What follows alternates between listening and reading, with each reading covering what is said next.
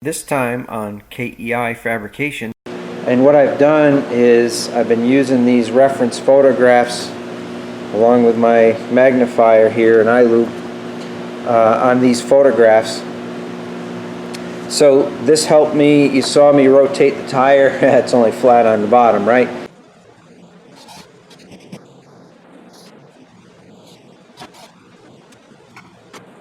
Alright folks, so let me explain. Alright, we're about to take our life in our hands. Hurry up, we're gonna go right down. Getting ready to go on another little reconnaissance mission. Nice. Hey folks, my name is Mike. This is KEI Fabrication and welcome to my shop. And this is my most recent project, and this is my shop truck, my daily driver, my race truck, my garbage truck, and my all-around performance vehicle. If you want to follow along with the channel, you can see the progress of the build on this truck and all the modifications that have been made. So this truck has already been to car shows, it's been road racing, it's been drag racing, and it's been circle track racing. We've got a bunch more new projects in the queue. We're looking forward to meeting more of you, and for those of you who've been with the channel for a while, thanks so much for watching. I appreciate your comments and the interaction and encouragement. Hopefully through this project we've gained some credibility with you folks, and let's see what's coming up next.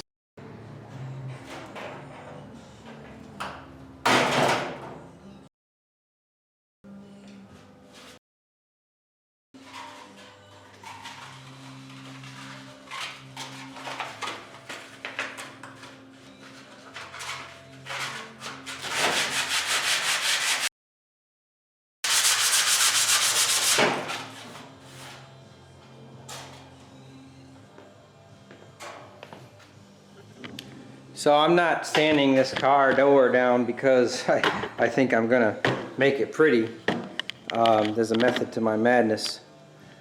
See if I can show you what I'm after here. So I don't know if you folks can see it, but this is MIC, which a kid that used to hang around that lived next door to where this car was built. His name was Mickey. And up here, the bottom of this, I'll show you in the vintage photographs when this car was being campaigned. This is the bottom of the letter D that was heading this way and went on to the cowl that said Don. That was my dad. So I was just seeing if there was any remnants of that. Sure enough, there's a little bit of white paint underneath this Mop and Glow paint job that was on it that covered everything with blue. So cool story about this color blue I'll share with you when the time is right. Another thing you can see is the driver's daughter Karen actually did the lettering and the pinstriping on this car, and you can see the remnants of the pinstripe that separated the blue from the number 7 that was white, and there's some remnants of it here as well. So this door is obviously not savable. I'm going to use it to try to stitch the body back together and figure out to get the A post connected back to the B post, just to get the body back into a little more the shape that it was supposed to be. But that was just kind of an experiment. Again, this car is hugely nostalgic to me and sentimental, so finding this is just kind of cool. The funny thing is I'm pounding dents out of these body panels to get them back into shape. They're probably the same dents that my dad pounded out 50 years ago. Alright, so what we're going to try and do is all these pieces that are broken apart, try to clean up the areas to get a little bit of weld on them, tack them all together to get the body in some sort of shape. Here we go.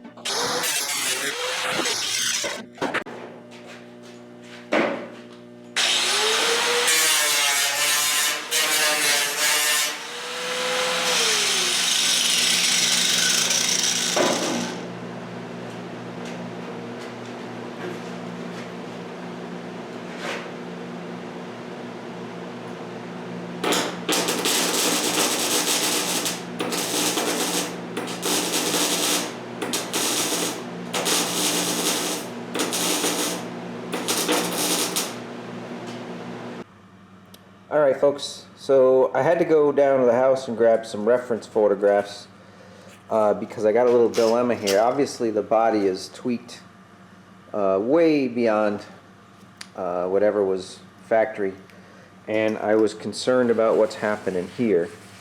And I can't really use the driver's side as a reference because that's basically smashed flat. So I was like lost. I have no idea what to do. So this body line right here will be helpful to get that back where it needs to be. And on this side, this appears to be where the factory wanted it, and then it was pushed up here. So I've got to straighten out a dent here, and I've got to reduce this curvature here and put some of that curvature back in here. Eventually what's going to end up happening once, basically from here down is probably going to get replaced with just sheet metal.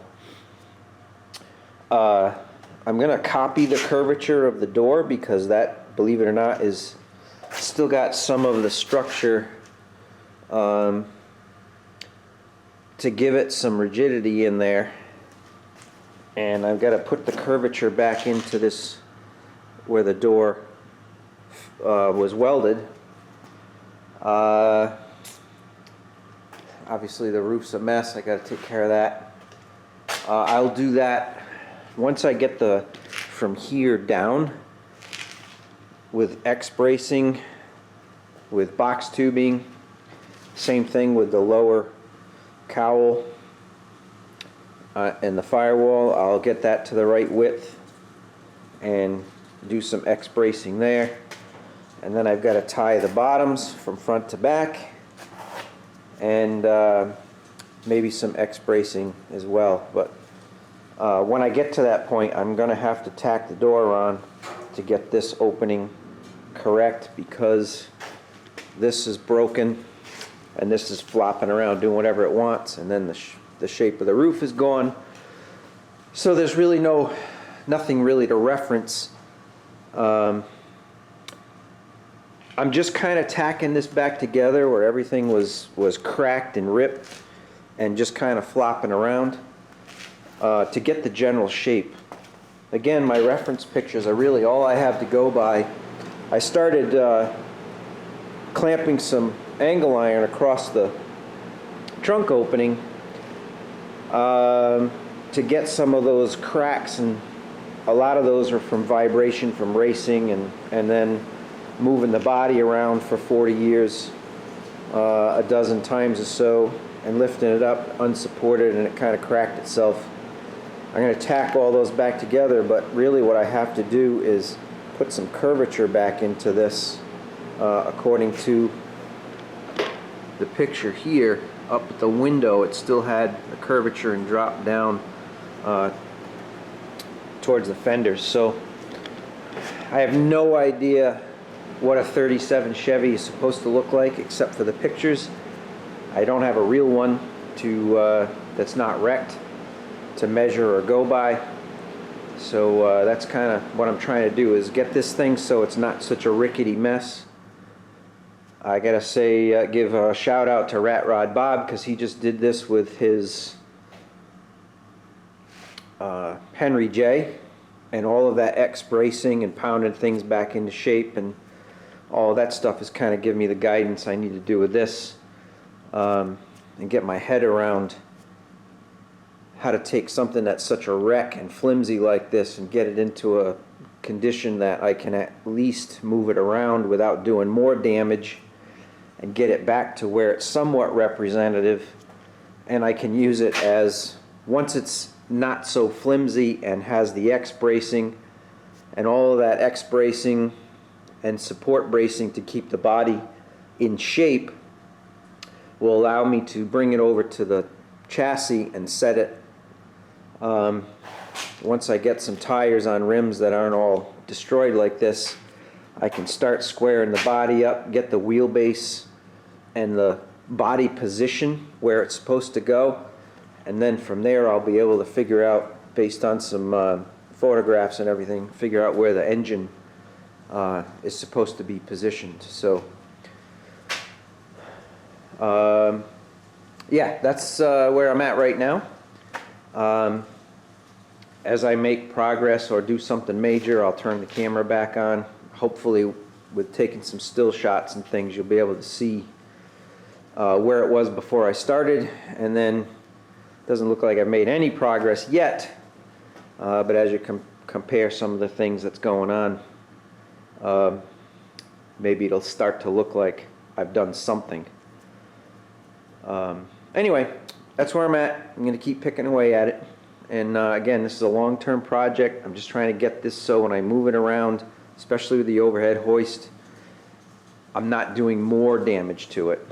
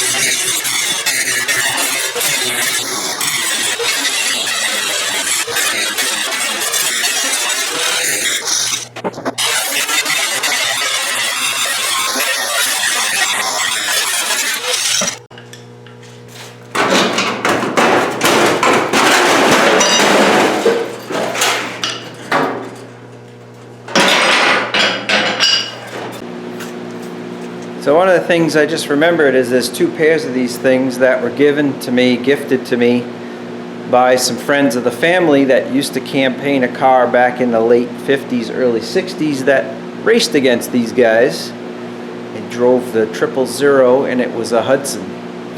I'll post a picture of that as well. So we really got some heritage going on here.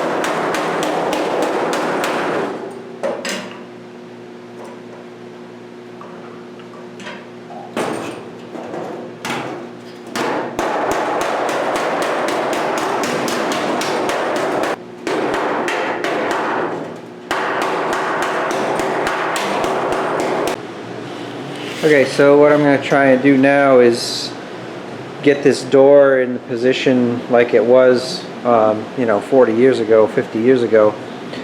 So the method is going to be just take these steel plates and tack them to this surface and tack them to the door. These are not permanent fixtures. This is just, there's nothing left to the door. This is where the weld used to be, and the weld used to be same down the bottom. There's just nothing left to the door, so I literally had to grind into the door to where I actually got some metal and grind back to the body a little bit and just kind of provide a foundation to actually get a tack weld on. So once I get that backside done, same process up here. Ground the cowl to have a landing pad for the temporary things to position the door. And as I said probably 20 times already, that'll help get this cowl in position, hopefully start strengthening up the body a little bit. So I'm gonna tackle that now, and let's see how I make out. It could be just dreaming, but you guys can hang out there and watch.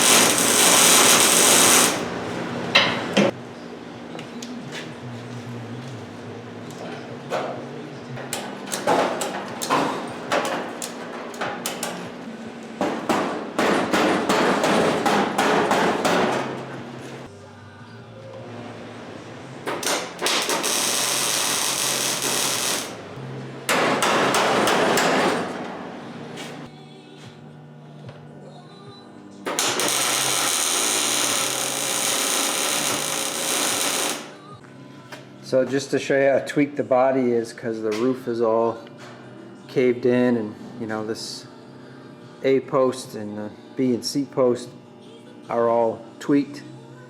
This angle iron is clamped to this straight portion of the B post and the side panel, and there's probably 4 inches of gap between the door. Pretty sure it should be only like 1. I took some measurements off the frame, so I'm going to start tacking some braces from one side of the cowl to the other. Same thing, I'm going to weld up that door because there's still something left over there that I can tack to, and put a cross member in, kind of hold the bottom in shape, and then I can maybe pull the top around to it. So we'll see.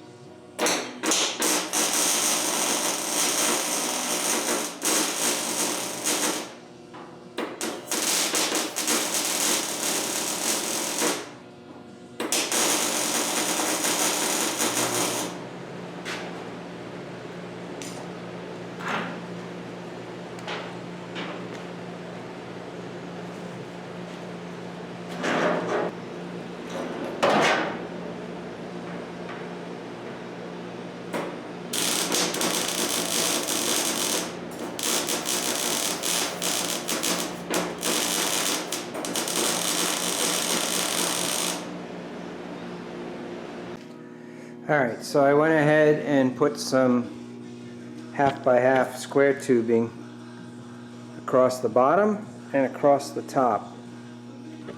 And what I was hoping to be able to show you is that I put a marker at the center of each of these, and originally it was off by like 4 inches, and now the marks, I've got a diagonal ratchet strap in there and the marks line up. So that doesn't really mean much but the body is racked and twisted in a big way. So little by little I've got to start from the ground and work my way up and pull this thing into a little bit of shape. I have way up front there, it's going to be difficult for you to see, way up front there I've got one down at the cowl, down at the frame level, going left to right based on a measurement off of the frame. So I'm getting rid of some of the dilemma here, and if you remember, one of the pieces of angle iron I had clamped was pointing off by like 6 inches, and it's getting better. So it is a definite mess. I've still got it. Once I get up to the roof line, I don't know if you can even see it, but there's a dent that's 6 to 8 inches deep there. I think I showed you in another shot. This is probably pushed in 6 inches from where it's supposed to be. So I got a lot of jacking around to do to make this thing come into shape. It's just a matter of trying to pick my battles and get to the point where I have no knowns here. I don't have another car to go by. I'm only trying to line things up by factory body seams. I've got my reference photos, trying to take a look at how things are going. And so everything is a guesstimate at this point, and it's so beat up and banged up that I'm really going to be relying on eyeballing things and taking measurements and just doing the best I can to match what I see in the photographs. So I got to do a lot to the driver's side to reattach that bottom of that door over there, and then stiffen up that side. The driver's door is probably pushed in a foot over here. I'm going to try and walk past it so you can see the perspective here that's so far out. So let's see here if I can walk in. I don't know if you can tell how far that door is pushed in, but it's quite a ways. So I'm going to stiffen up the middle of the car, and then I can start stiffening up the cowl, and then I can start using some hydraulic power or mechanical power to push the door and the roof out, and then hopefully eventually that'll help stretch that dent and start pushing it up, or when I hammer on it, it'll not fight me so bad. So it's a mess. Again, I've come to the conclusion that this body might just be a template to figure out where the rest of the stuff goes in the chassis, and the fact of the matter is that side over there may end up with the rest of them up there. So and the reason why I say that side over there is because it still says B&J special. So all right, I'm going to call it a night. So hang in there, see what else we can get doing here. All right, folks, to pick up where we left off the other day, I've got some cross bracing in the body at the B post, and at the bottom of the cowl. Because, as I mentioned before, because I have no reference and the car is so pounded and so beat up and twisted, I've got to have something to act as some sort of foundation. So the best thing to do is use the frame. So I'm going to overhead hoist it onto the frame, and then I can actually start using the chassis, establish a center line, referencing that center line to some of the things that I know, like the center of the windshield at the cowl, to help twist that body back into shape. And it'll help me determine what the proper width is of the body down low. So that's the plan. Let's see how that works out.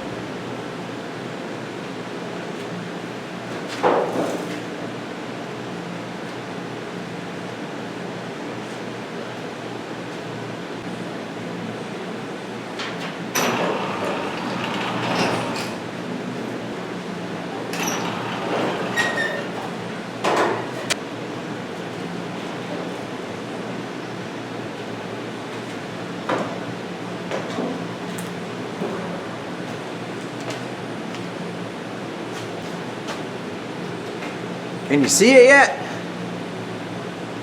I can.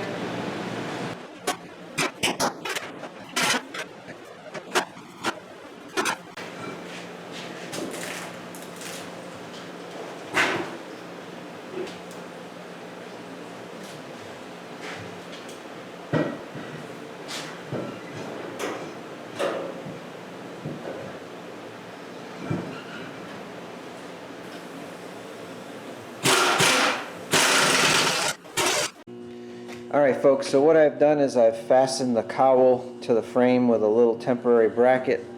I've got the rear quarter panel vice gripped to the frame, and what I've done is I've been using these reference photographs along with my magnifier here, an eye loop, on these photographs. So this helped me. You saw me rotate the tire. It's only flat on the bottom, right? So you saw me rotate the tire around to try to get the radius of the tire correct, and then I'm trying to match the spacing on this photograph. I'm 90% sure that based on this photograph that the firewall is in a position that's, well, it's as accurate as it can be.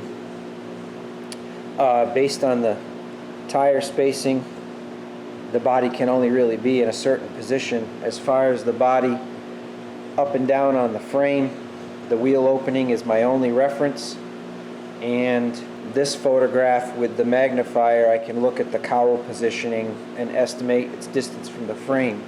So what I was struggling with when the body was on this side of the shop was it was such a flimsy, floppy mess, and as you heard me say over and over again, it's bent so bad that I need some sort of reference.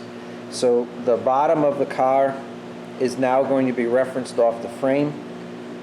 I'm going to pull the side of the car where the angle iron is, which is basically the that fancy trim line right along here, the identifying feature of a 37 Chevy.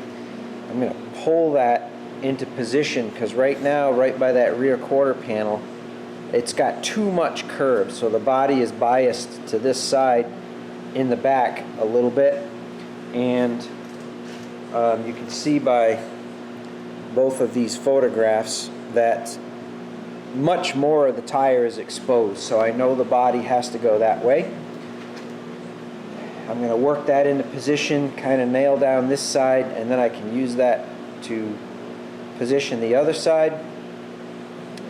Once I feel the two vertical sections of the body which is the doors and the quarter and the lower portion of the cowl, is in the correct position, I'm going to use some support brackets and square tubing and angle iron to really nail the center line of the car down correctly. I've straightened out the deck lid area, so if I can get those fastened so those are in the center of the chassis, now I can work on the right side, the left side or the driver's side, and then I can slowly massage the roof back into shape and reference the bottom of the window openings and everything. So that's where we're headed next. See how we make out. I'm actually way more relieved now than I was when I left here the other night, because now I finally have a reference. I don't know why I was so stubborn in working on it off of the chassis, but now I can pull the firewall into shape, get the horizontal distance correct over there by nailing that other side of the cowl down. It just all makes sense now. So anyway, sometimes you got to struggle a little bit and think on it and walk away from it and then come back and formulate a plan and put it into action. Alright, it might not look like I did much, but I had to move the body ahead an inch because what I did was I centered the rear end in the chassis. I neglected to do that, and I actually welded some rigid tubing so we got 3 inches of clearance between the axle tube and the frame. It's centered in the chassis. However, by design, this is not pinion on center, so it's a little offset to the left, so if it looks kind of funny. I put a cross member and a vertical to center something back here at the back of the body, and I found the factory seams where this cross panel was grafted into the quarter panel, and I measured and I put a piece from the roof down to the window frame, and then I C-clamped this vertical that has a diagonal to hold it perpendicular, so the back of the body is centered. I started pulling the side into shape to get this a little more vertical. I got a diagonal strap down to the frame on the other side. Again, I had to move the body ahead, so I got my radius back where it belongs here, and I put my cross member in. I've got another vertical here with a diagonal to hold it perpendicular, and about one of the few things that is recognizable and findable is the center of the cowl here, and this is the target, so it's a good 3/4 of an inch that way. However, the passenger side of the car is on the frame where it belongs, but as you can see, the driver's side is a little out of shape. So in order to land the front of this cowl against this backstop and get the height of the windshield correct from the frame, I've got to resolve this issue. So my next method is to start pushing mechanically on that door and kind of ease this cowl and this A-post back into shape, and from here down push that out. I did notice that this 1-inch flange that's pop riveted to the firewall is shortening up the length of the cowl here, so I actually think I'm going to undo all of this and straighten this out, and this is what really should be against the backstop, otherwise the body will be crooked on the frame. So got a little bit of work to do with that. However, I really got to get that cowl pushed into position and get this door pushed out, and little by little we're getting a little bit of resemblance of where the body was on the frame, where it should be rather, and some reference points to get the really twisted parts of the body back where they belong. Next time on KEI Fabrication,